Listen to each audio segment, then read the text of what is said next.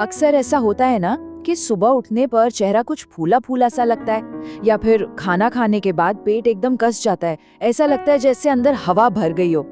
और कभी कभी तो शाम होते होते जूते भी टाइट होने लगते हैं, वही जूते जो सुबह एकदम फिट थे। तो अगर ये सब बातें जानी पहचानी सी लग रही हैं, तो थोड़ा रुकिए।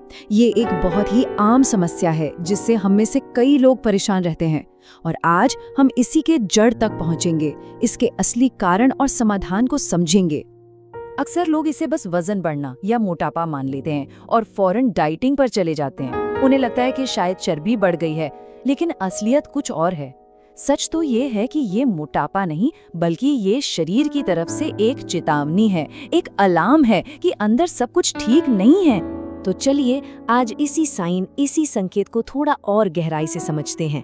देखिए, आजकल के मेडिकल भाषा में पेट फूलने को कहते हैं ब्लोटिंग, और शरीर के दूसरे हिस्सों में जो सूजन आती है उसे कहते हैं वाटर रिटेंशन।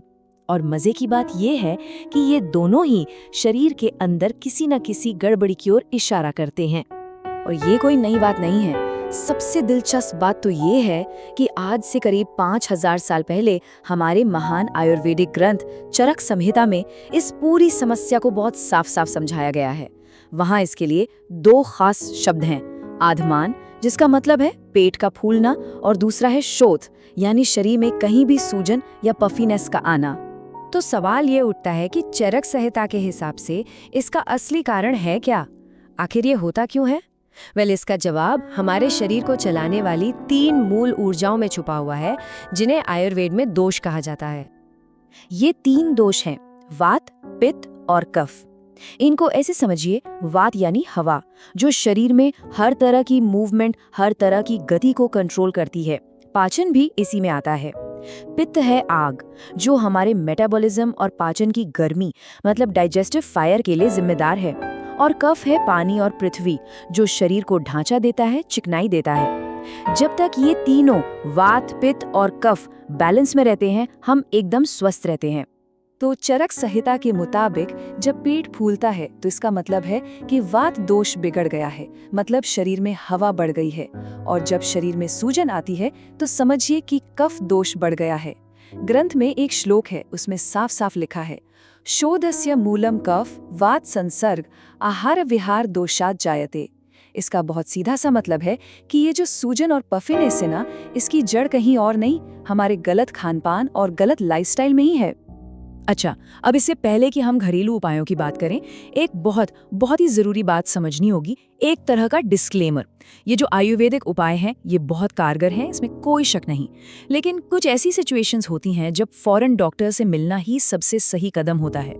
जैसे कि अगर सूजन अचानक से और बहुत तेजी से बढ़ रही है, या फिर सांस लेने में कोई तकलीफ हो रही है, पेशाब कम आ रहा है, या उसका रंग बदला हुआ सा लग रहा है, खास तौर पर अगर आंखों के नीचे, पैरों में और टखनों में सूजन है, या बिना किसी वजह के वजन तेजी से बढ़ता जा रहा है, और अगर पेट में बहुत तेज दर्द है, तो ये किडनी, लिवर, हार्ट या थायराइड जैसी किसी गंभीर समस्या का इशारा हो सकते हैं। तो ऐसी हालत में पहली प्राथमिकता डॉक्टर से सलाह लेना ही है। चलिए, अब उस डिस्क्लेमर के बाद आते हैं उन जबरदस्त समाधानों पर जो सीधे चरक संहिता से लिए गए हैं। ये 7 घरेलू उपाय एक ऐसी पावरफुल टूलकिट की तरह हैं जो इस समस्या में राहत दिलाने का काम करते हैं। तो सबसे पहला उपाय है अजवाइन और सेंधा नमक का काढ़ा। देखिए, चरक संहिता में अजवाइन को वातनाशक कहा गया है, मतलब वो जो बढ़ी हुई हवा है ना शरीर में, उसे शांत करने वाला। करना बस इतना है, 1 ग्लास पानी में 1 चम्मच अजवाइन डालिए और उसे तब तक उबालिए जब तक पानी आधा न रह जाए। बस फिर इसमें 1 चुटकी सेंधा नमक मिलाइए और खाने के बाद इसे गरम गरम पी लीजिए। गैस और ब्लोटिंग से इंस्टेंट रिलीफ मिलता है। दूसरा उपाय है सौंफ और साबुत धनिये का पानी। सौंफ की खासियत यह है कि आयुर्वेद में इसे त्रिदोष नाशक कहा गया है, मतलब ये वात, पित्त, कफ तीनों को बैलेंस करती है। बहुत सिंपल है, 1-1 चम्मच सौंफ और धनिया रात को पानी में भिगो दीजिए और सुबह उठकर खाली पेट ये पानी पी लेना है। ये ना सिर्फ चेहरे की सूजन को कम करता है, बल्कि किडनी को साफ करने में भी कमाल का काम करता है। तीसरा और बहुत ही फेमस उपाय है त्रिफला चूर्ण। आयुर्वेद में इसे रसायन का दर्जा दिया गया है। रसायन मतलब जो शरीर को फिर से जवान कर दे, नई ऊर्जा दे। आंवला, हरण और बहेड़ा, इन 3 फलों का ये मिश्रण पेट के लिए वरदान है। ये कब्ज को जड़ से खत्म करता है, आंतों की अंदर तक सफाई करता है। बस रात को सोने से पहले 1 चम्मच गर्म पानी के साथ ले लीजिए। कुछ ही दिनों में ब्लोटिंग की समस्या में बहुत आराम मिलेगा। चौथा उपाय है पुनर्नवा का काढ़ा। नाम से ही पता चलता है पुनः प्लस नवा, यानी फिर से नया कर देने वाला। आयुर्वेद में इसे शोथहर कहते हैं, मतलब सूजन का नाश करने वाला। वाटर रिटेंशन के लिए तो ये आयुर्वेद की सबसे शक्तिशाली जड़ी बूटियों में से एक है। इसका काढ़ा बनाकर सुबह पीने से चेहरे और पैरों की सूजन धीरे धीरे कम होने लगती है। हाँ, एक बात का ध्यान रखना जरूरी है, जिन लोगों को ब्लड प्रेशर की समस्या है और वो उसकी दवा लेते हैं, उन्हें इसे इस्तेमाल करने से पहले अपने डॉक्टर से जरूर पूछना चाहिए। 5वां उपाय है एक मॉर्निंग टॉनिक, अदरक, नींबू और शहद का। चरक संहिता में अदरक को क्या कहा गया है पता है? विश्व भेषज, यानी यूनिवर्सल मेडिसिन, हर मर्ज की दवा। तो सुबह खाली पेट गुनगुने पानी में थोड़ा अदरक का रस, नींबू और शहद मिलाकर पीजिए। ये हमारे शरीर के लिम्फेटिक सिस्टम को, जो सफाई का काम करता है, उससे एक्टिवेट कर देता है और सूजन कम होती है। और अब तो मॉडर्न साइंस भी ये मानती है कि अदरक में जो जिंजरॉल नाम का कंपाउंड होता है, वो सेल्यूलर लेवल पर जाकर सूजन को कम करता है। छठा उपाय है जीरा पानी। जीरे को आयुर्वेद में आम पाचक कहते हैं। आम का मतलब है वो अधपचा खाना जो टॉक्सिन्स बनकर हमारी आंतों में चिपक जाता है और सारी बीमारियों की जड़ बनता है। जीरा उसी आम को पचाकर बाहर निकालता है। करना बस इतना है कि रात भर भीगे हुए जीरे का पानी दिन भर थोड़ा थोड़ा करके पीना है। इससे पेट में जो गुड बैक्टीरिया हैं, उनका बैलेंस ठीक होता है और ब्लोटिंग की छुट्टी हो जाती है। और अब 7वां उपाय, जो सबसे अलग और सबसे मजेदार है, हींग और घी का लेप। जी हाँ, ये पीने के लिए नहीं, लगाने के लिए है। हींग को वातग्नो माना गया है, मतलब जो वात यानी गैस को तुरंत खत्म कर दे। बस हल्के गर्म घी में 1 चुटकी हींग मिलाइए और नाभि के चारों ओर गोल गोल मालिश कीजिए। आप यकीन नहीं करेंगे, 15 से 20 मिनट के अंदर फंसी हुई गैस रिलीज हो जाती है। लेकिन एक बात समझना बहुत जरूरी है, ये सारे उपाय तो हैं, पर ये अकेले काफी नहीं हैं। जब तक खानपान और लाइफस्टाइल की नींव ही मजबूत नहीं होगी, तब तक ये समस्या बार बार सिर उठाएगी। तो चलिए अब आयुर्वेद की उसी नींव को समझते हैं। तो खाने में क्या करें और क्या ना करें? बहुत सिंपल है। हमेशा गरम ताज़ा बना हुआ खाना खाएं। मूंग दाल और खिचड़ी जैसे हल्के और सुपाच्य भोजन को अपनी डाइट में शामिल करें। और किन चीज़ों से बचना है?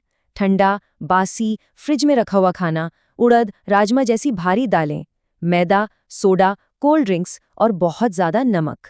चरक संहिता कहती है कि ठंडा खाना हमारी पाचन अग्नि, हमारी जठराग्नि को बुझा देता है और बस वहीं से सारी गड़बड़ शुरू हो जाती है।